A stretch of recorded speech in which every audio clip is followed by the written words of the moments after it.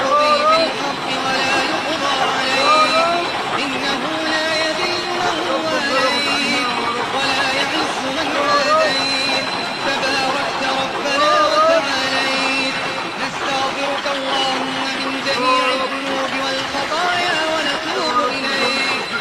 اللهم اغفر لنا من خشيتك ما تحول به بيننا وبين معاصيك، ومن طاعتك ما تبلغنا به جنتك، ومن اليقين ما تهون به علينا مصائب الدنيا، ومتعنا